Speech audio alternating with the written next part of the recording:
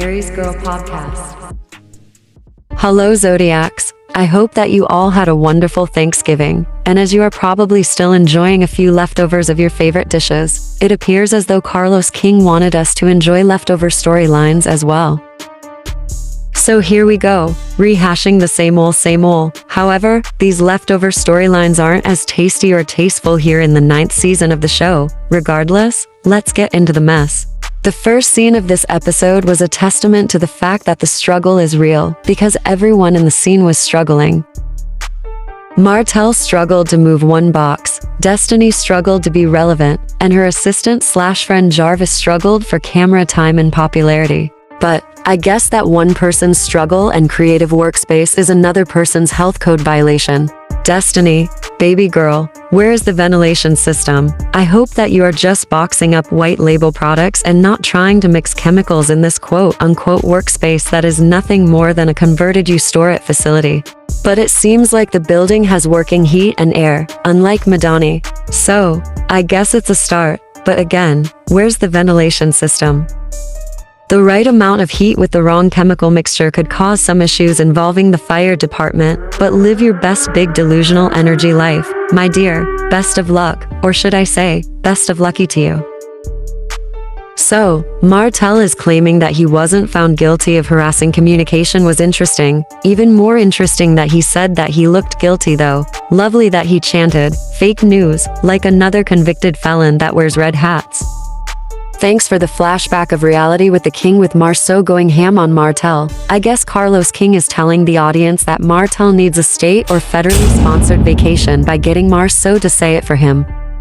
Also, thanks, Destiny, for wanting good vibes and getting everyone together. A good time to exercise having good vibes was actually in St. Thomas, you know, where you were not invited and acted a complete fool. But I guess Huntsville is as good as any other place for good vibes. On to the next scene, where we meet up with Kimmy arriving at Melody's house to work out. They talk about the girls' trip and how Kimmy admitted that it was a lot better than what she had planned in her head. And of course, the fact of Destiny talking cash money-ish about the trip and Melody on podcasts after getting back from the trip is discussed as well. I found it so odd how Kimmy downplayed Maurice's DUI, but quickly remembered how Martell's arrest was downplayed as well. Not even Tammy Wynette would stand by her man the way Kimmy stands by Maurice. Not everyone is on that level of desperation, so I guess I'll have to give Kimmy some grace. Kimmy should be thankful that the case was mishandled and thrown out, because a slick prosecutor would have asked the arresting officer what time Maurice was arrested under oath. And then Funky and Maurice would be shown as liars.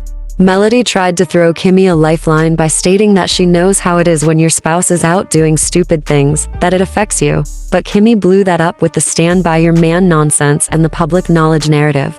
However, as soon as Kimmy was trying to toe the Funky Dineva line, stating that the arrest occurred earlier and not in the middle of the day, I rescinded the grace I'd just granted her. Kimmy sis, it is now also public knowledge that your husband's only source of income is from the show. So, where's the income from being an attorney and from Credit One? Where's that income, sis? But, I digress. This cast had no problem talking about and living behind the life and storyline concerning Melody and Martell season after season. However, when the tables are turned, they don't want to talk about themselves. Here's a pro tip. If you can't take it, don't dish it out, but let's move on to the next scene. Of course, it's a meet-up with the Scotts at a construction zone. I was actually really surprised to see MJ, the chief of staff, back in action, because I thought that she was just a prop. It was super cute for Tisha to show up in open-toed high-heeled shoes without a hard hat. She should know that this is dangerous, but it just proves a point that college degrees can only take you so far. And that common sense has to kick in at some point, but if she doesn't care about her safety, why should anyone else? Super cute that Marceau went into confessional stating that your wife can be your biggest ally or obstacle. He knows Tisha will follow suit with everything he says. Why is he playing in our faces? But, you've got to love how Tisha's business plans were totally dismissed by Marceau concerning introducing themselves to the community, and you could low-key tell that Tisha's feelings are hurt, but I don't feel sorry for her. That's part of being a Stepford wife, sis. Tisha asked Marceau if he had checked on Martel, and he basically said that he didn't give a fuck. That Scott confessional was a complete joke. It is what it is concerning Martel, because as a Stepford wife, Tisha is going to support whatever decision her husband makes without fail. Then cheat back Tisha asks if Marceau has checked on his older brother Reese, also known as Kimmy's husband, also known as Maurice Luther King Jr., but Marceau rudely dismisses her once again. Tisha just seems to be a glutton for his punishment. Adorable that Tisha would rather get a call that Maurice was arrested for a DUI than a call that they lost Maurice permanently. Well, Tisha May, baby girl, what if someone else lost their loved one because of Maurice? Did you think about that? Do you think you all could bounce back from that? That was the most irresponsible bullshit that you could have ever said. Sometimes, it's just best to be quiet. I also found it cute that Tisha wanted to say that they all were joking about the free Reese comments, but please go ahead and try to rewrite history like your girl Destiny does. I love the fact that the Scott brothers felt the need to have an intervention with Martel Holt and talk to him about his arrest. But Marceau Scott doesn't feel that his big brother needs to be talked to. Whatever. Grown, valedictorian attorney my ass. Where is Maurice's income from being an attorney? Please show us. Let's move on to the next scene, which is total BS. Welcome to the trophy store, where Destiny gets Adult Field Day trophies for Big D Energy Adult Field Day, and Kimmy meets up with her to validate the fakery. Kimmy brought up the interviews that Destiny was doing, throwing Melody under the bus with slick shade. But of course, Destiny, the liar, claimed that she was telling the truth in all of the interviews. But nonetheless, Destiny wants to invite Melody to the event, despite the fact that Martel shouldn't have any contact with Melody. So cute how Kimmy had to call Melody to invite her to Destiny's event, because Destiny didn't have Melody's phone number. But my question is, why is everyone pretending that Melody can be in the same space as Martel? They know a court order exists. Stop with the fakery. We know that Melody isn't going anywhere that Martel is. Interesting that Trish and Ken are out of town and can't make it to the festivities. Thank goodness, because nobody with sense wants to see them Hulk out and win every game. Wait, did everybody catch the tea? That only Destiny and Martel called to check on the drunk driver, Maurice Luther King Jr. I guess people with mugshots stick together, so it's on to the next scene. Ladies and gentlemen, we made it to Big D Energy Field Day, because apparently, it's a thing. It was so eerie how Tisha looked like Kiki in that confessional while she was giving Martel advice that both she and her husband need to take. Maurice showed up, again without Kimmy. Why can't they ride together? Next, Marceau pulled up, separate from Tisha. I know they live across the street from a gas station, but if they are begging for help getting college scholarships for their son, they need to save money instead of wasting gas. This is giving a welcome to the lifestyles of fake millionaires on a budget that I'm just not prepared for, but it seems like all of the Scotts need to learn how to carpool. They can save money and avoid DUIs. The Fletchers showed up in the same vehicle apparently. But gee, isn't that Lance Fletcher pulling up? Why didn't Lance Fletcher ride with his parents, especially since Destiny invited him? And why did Marceau say that Destiny was about to be Nell's daughter-in-law if they aren't dating? Maybe he's just joking.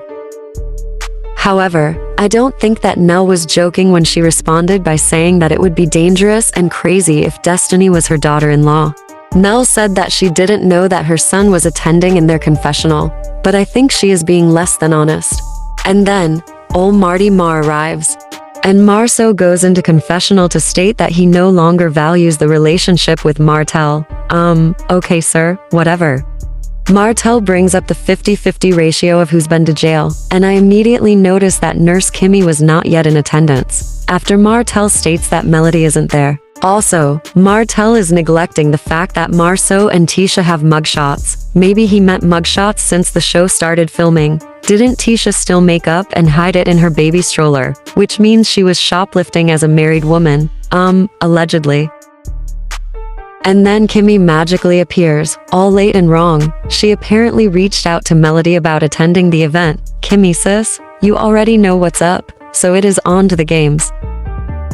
But, musical chairs, Destiny. Okay, Maurice won, and I'm just thankful that he isn't in a driver's seat of a car after drinking.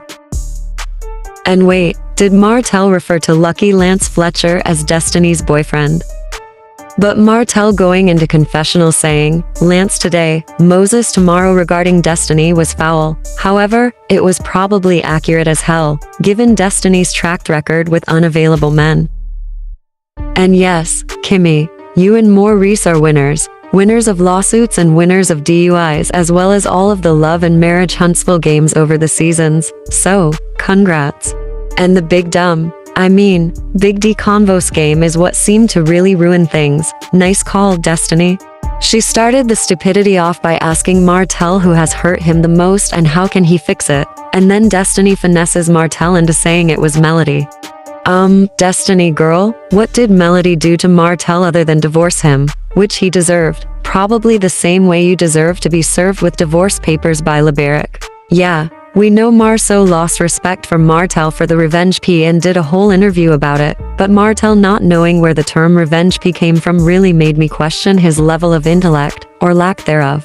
Martell, my dude, the Revenge P photo was attached to the harassing communication that you sent Melody. But if the dude wants to attempt to split hairs and not call a thing, then Martell also must be operating with big delusional energy.